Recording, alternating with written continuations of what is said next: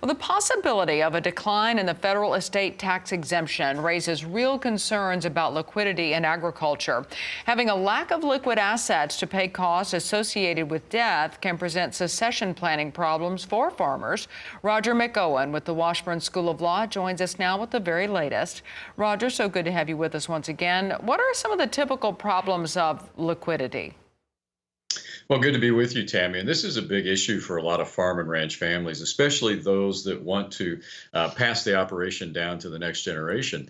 The typical problems, if you don't have liquid assets, and that's a big issue for farmers and ranchers because often they have a lot of assets but not a lot of cash, is you have the inability to fund monetary legacies in a will or a trust, or to buy out an off-farm heir, or pay taxes or costs associated with death without borrowing money or selling assets. And that's the big concern of people right now if the exemption goes down, or you have the inability to pay off existing debt. I think those are the major problems.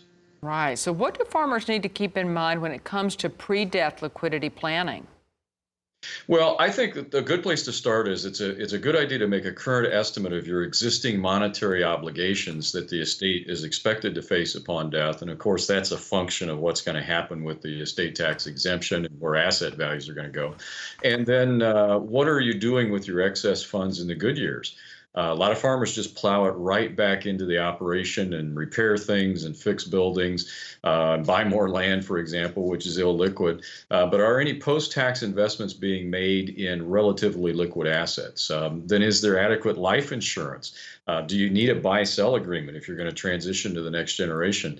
And then do you need to do some planning pre-death to take advantage of some post-death tax provisions, such as special use valuation and paying that estate tax in installments over 15 years? So I think those are things we want to keep in mind. So what's the big takeaway for farmers here?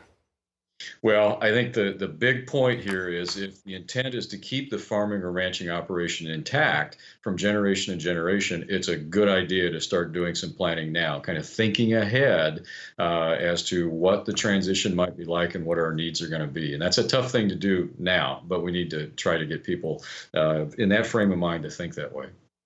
All right, that's good advice. That's Roger McEowen with the Washburn School of Law. Appreciate your time and information today.